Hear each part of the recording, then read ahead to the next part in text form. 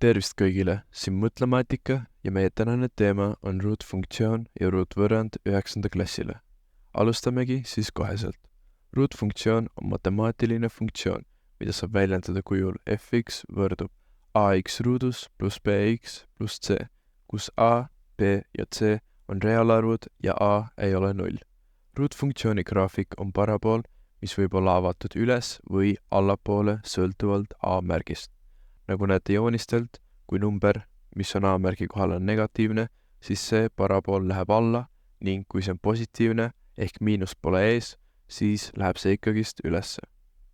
Seda reeglit oleks alati tore teada, sest siis sa saad ette aimata, kuidas graafik umbes välja tuleb. Tabelimeetodiga joonistamiseks valime ruutfunktsiooni x teljel mõned väärtused ja arvutame nendele vastavad y-väärtused, et saada punkte, mida saab ühendada parabooli moodustamiseks. Võtame siin ette ruutfunktsiooni y võrdub x ruut miinus 2x pluss 1.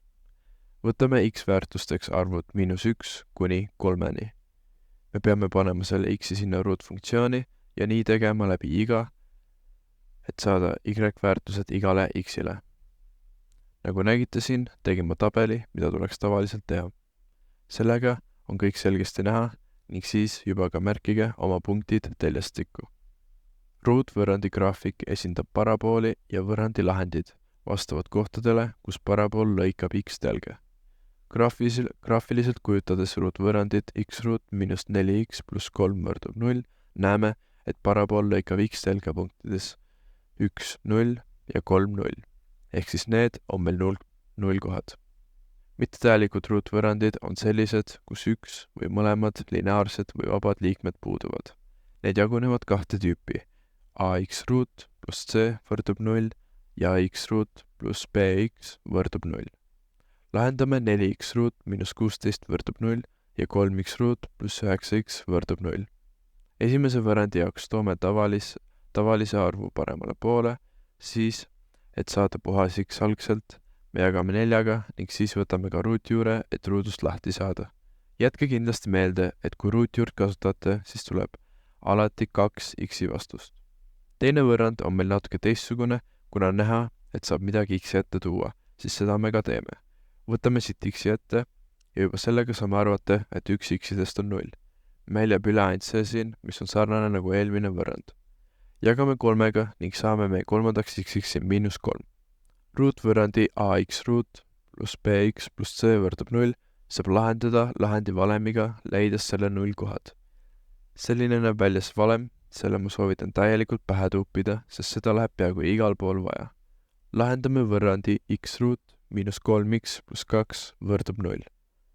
Paneme arvud valemisse ning me peame 2 korda seda tegema, 1 kord liitmisega ja teine kord lahutamisega. Meie x-idest ehk 0 kohtadeks saame 2 ja 1. Parabooli haripunkt ehk tipp on punkt, kus parabool saavutab oma maksimumi või miinimumi. Tipu saab leida valemiga x võrdub miinus b jagatud 2a-ga. Leiame parabooli y võrdub 2x ruut miinus 8x pluss 6 tipu. Võtame selle valemi, paneme numbrid sisse ning x saame 2. Nüüd, et leida y, peame lihtsalt võtma selle vastuse ning panema algsesse ruutvõrrandisse. Vastuseks siit meil tuleb miinus 2 ning saame, et haripunkti asukoht sellel paraboolil on 2 miinus 2. Parabooli skitseerimiseks on vaja 3 punkti, tipupunkt ja 2 lisapunkti. Skitseerime ka parabooli y võrdub x ruut miinus 2x miinus 3 kasutades 3 punkti. Jällegi algselt kasutame haripunkti leidmise valemit, saame x-i 1 ning siis sellega ka y miinus 4. Et leida ka 0 kohad, peame jällegist kasutama seda pikka valemit. Üheks x-iks saame siin miinus 1 ja teiseks 3. 3 punkti on leitud ja need on 1, miinus 4, 3, 0 ja miinus 1, 0.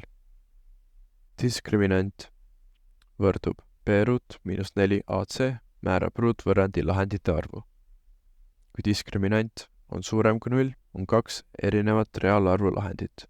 Kui diskriminant võrdub 0-ga, on 1 kahekordne reaalarvuline lahend ja kui diskriminant on väiksem kui 0, pole reaalarvulisi lahendeid.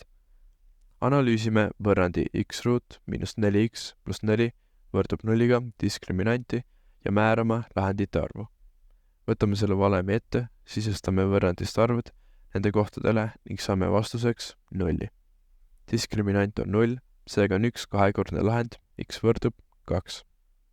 Ruut 3 liikme ax ruut pluss bx pluss c saab sageli tegurdada kujul bx pluss q, rx pluss s, kus p, q, r ja s on sobivad arvud. Tegurdame ruutvõrrandi x ruut miinus 5x pluss q, 6. Siin, et leida need kaks arvu, mis tulevad sulgudesse, peame vaatama, kuidas liites tuleks meil vastus -5 ja kuidas korrutades tuleks vastus 6. Nagu näha, -2 ja -3 sobisid selleks. Nende järjekord pole vahet, saab ka panna ennem 3 ja siis 2. Selleks saime tänane 9. klassi teema läbi. Kui oled praegu kordamas teemasid põhikooli eksamiks, soovitan sul vaadata mu kanalil olevaid eelmiste aastate eksamite lahendamisvideosi.